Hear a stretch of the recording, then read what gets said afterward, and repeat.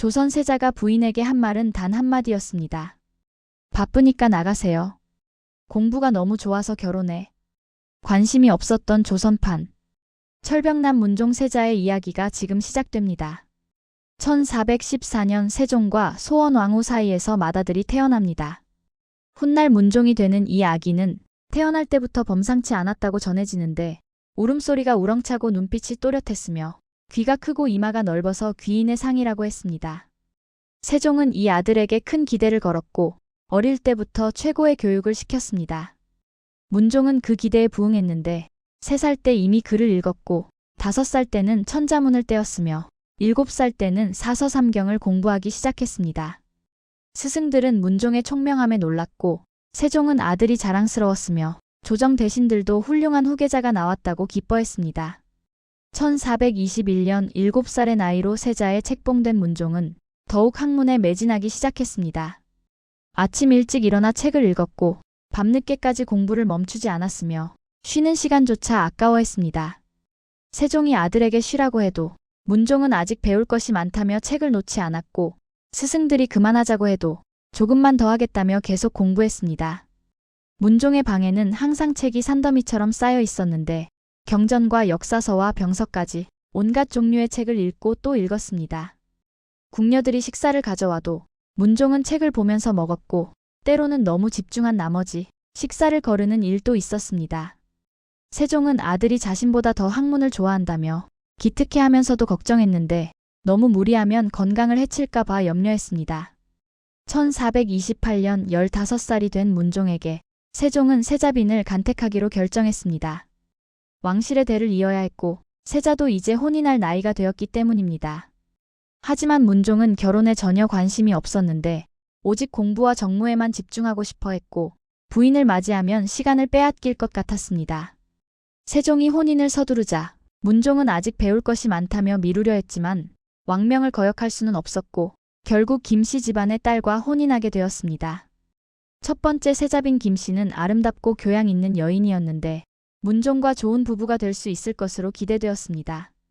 하지만 혼인 첫날 밤부터 문종은 신부보다 책에 더 관심이 있었고 신방에서도 책을 읽다가 잠들어 버렸다는 야사가 전해집니다. 문종은 세자로서는 완벽했습니다. 아버지 세종을 도와 정무를 처리했고 대신들과 정책을 논의했으며 백성을 위한 개혁안을 제시하기도 했습니다.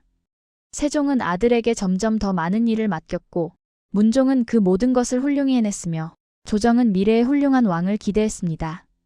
하지만 사생활에서 문종은 문제가 있었는데 세자빈과의 관계가 좋지 않았고 부부로서의 의무도 제대로 하지 않았으며 오직 책과 정무에만 몰두했습니다.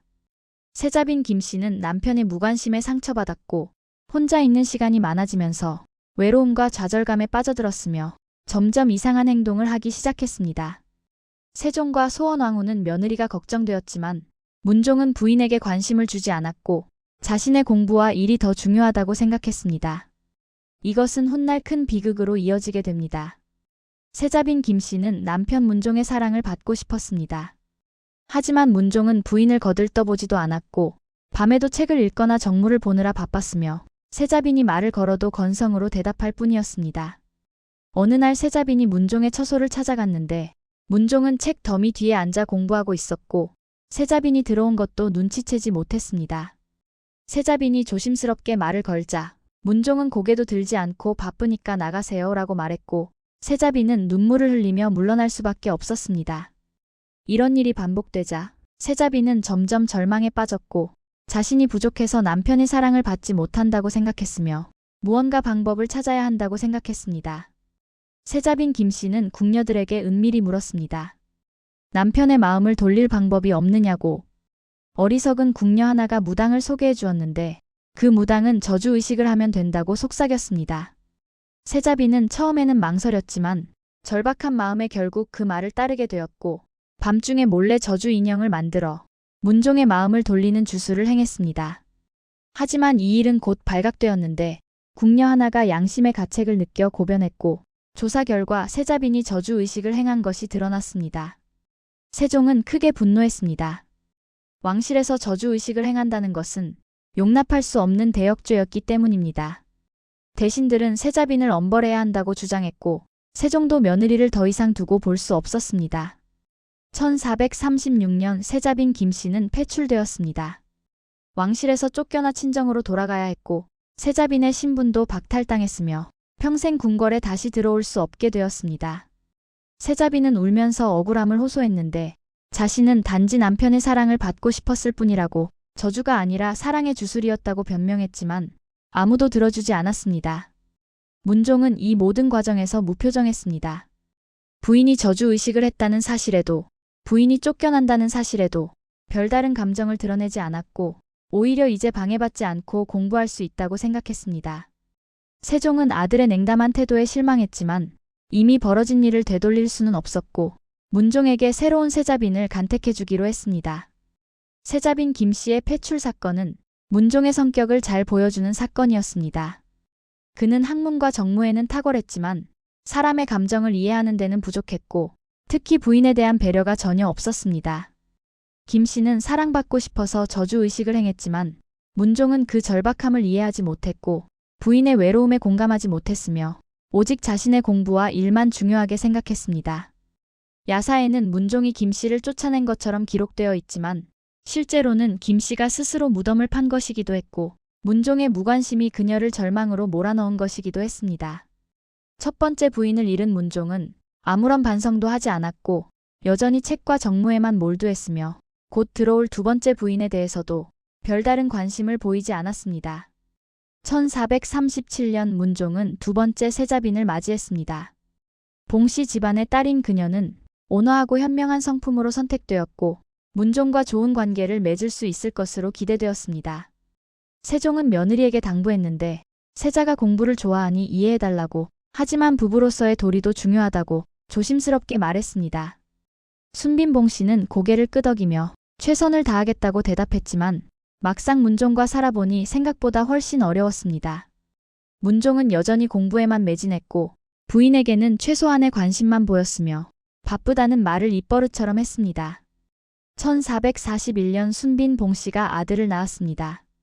훗날 단종이 되는 이 아기는 세종 가문의 적장손이었고 온 왕실이 기뻐하는 경사였습니다.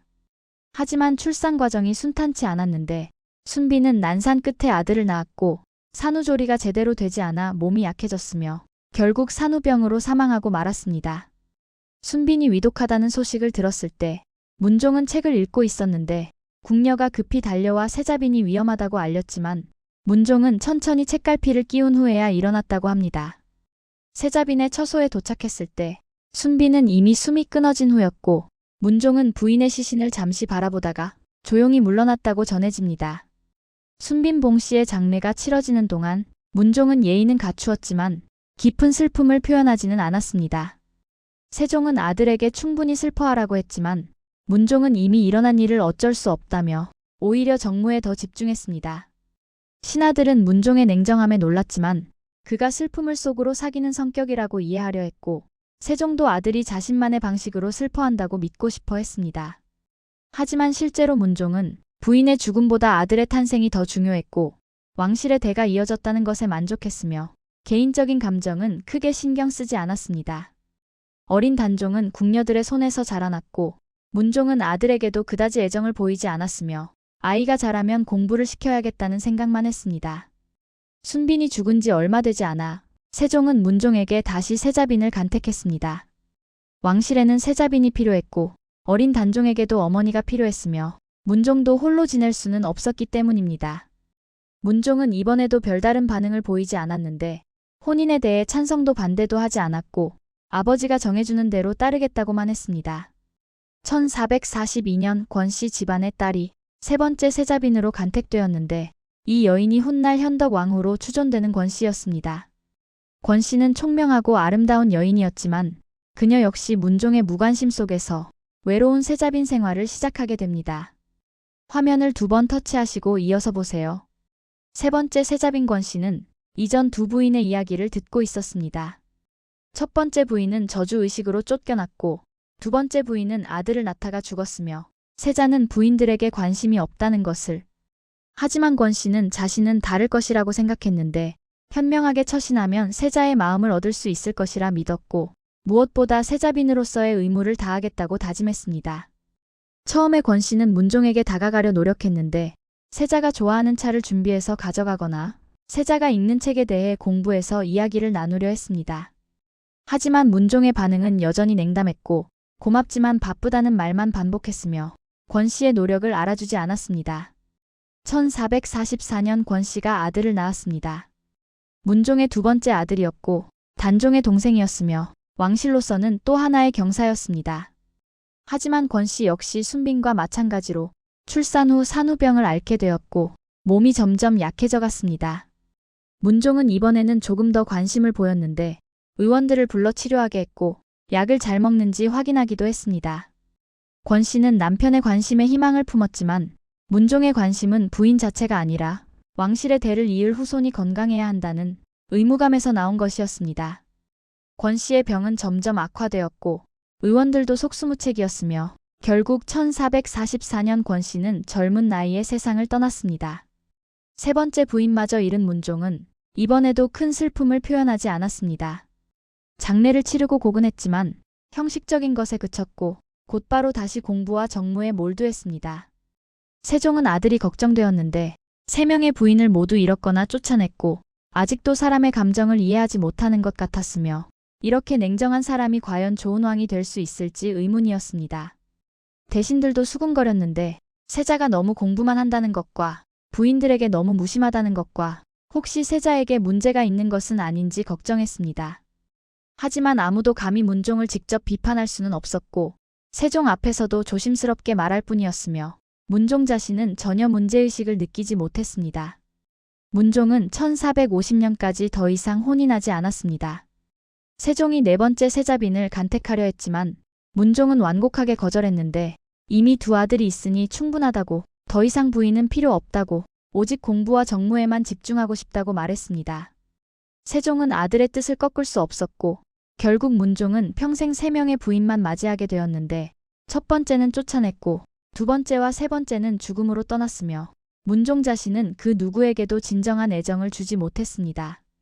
야사에서는 이를 두고 문종이 부인 셋을 다 쫓아낸 조선 최악의 남편이라고 하고 공부가 너무 좋아서 결혼을 거부한 철벽남이라고 하며 책과 결혼한 세자라고 비꼬기도 했습니다. 하지만 실제로 문종은 아기가 있어서 부인들을 무시한 것이 아니라 단지 감정적인 교류에 서툴렀을 뿐이었고 자신의 방식으로는 최선을 다했다고 생각했지만 부인들에게는 그것이 무관심과 냉대로 느껴졌던 것입니다. 1450년 2월 세종이 승하했습니다. 조선의 가장 위대한 왕이 세상을 떠나자 온 나라가 슬픔에 잠겼고 문종이 조선 제5대 왕으로 즉위했습니다. 문종은 이미 37의 나이였고 오랜 세자 생활 동안 정무를 배웠으며 왕이 되어 나라를 다스릴 준비가 되어 있었습니다. 즉위 초기 문종은 개혁을 시도했는데 아버지 세종의 정책을 계승하면서 자신만의 정책도 펼치려 했고 백성을 위한 여러 제도를 만들려 했습니다. 하지만 문종의 건강이 문제였는데 평생 과로와 무리한 공부로 몸을 혹사했고 젊었을 때부터 병약했으며 왕이 된 후 스트레스로 더욱 악화되었습니다. 문종은 왕위에 오른 지 2년 만에 1452년 5월에 승하했습니다. 재위기간이 너무 짧아서 자신이 원하던 개혁을 제대로 실행하지 못했고 나라를 안정시킬 시간도 부족했으며 아직 어린 아들 단종에게 왕위를 물려주게 되었습니다. 문종은 임종 직전 단종을 불러 훌륭한 왕이 되라고 당부했고 신하들에게는 어린 왕을 잘 보필하라고 부탁했으며 자신의 짧은 생을 아쉬워하며 눈을 감았습니다.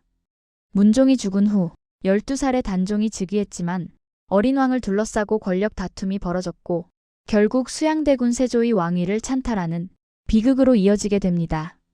만약 문종이 더 오래 살았더라면 단종의 비극은 일어나지 않았을 것이고 조선의 역사도 달라졌을 것입니다. 문종에 대한 평가는 복잡했습니다. 왕으로서는 훌륭했는데 총명하고 정무에 능했으며 백성을 생각하는 마음도 있었고 아버지 세종의 뜻을 이어받으려 노력했습니다. 하지만 한 사람의 인간으로서는 감정적으로 결핍되어 있었고 부인들에게 냉담했으며 가족에 대한 애정이 부족했습니다. 야사에서는 문종을 조선 최고의 공부벌레라고 평가하면서 동시에 조선 최악의 남편이라고도 했는데 3명의 부인을 모두 불행하게 만들었고 그 누구에게도 사랑을 주지 못했기 때문입니다. 하지만 문종 자신은 아기가 없었고 단지 공부와 정무가 너무 좋았을 뿐이며 자신의 방식대로 최선을 다했지만 그것이 다른 사람들에게는 상처가 되었던 것입니다. 문종의 이야기는 여러 교훈을 남깁니다. 아무리 총명하고 능력이 뛰어나도 감정적인 교류와 인간관계가 부족하면 완전한 사람이 될 수 없다는 것과 공부와 일만이 인생의 전부가 아니라는 것을 보여줍니다. 또한 권력과 지위가 있어도 사랑하는 방법을 모르면 진정한 행복을 누릴 수 없다는 것과 주변 사람들도 불행하게 만든다는 것을 증명합니다.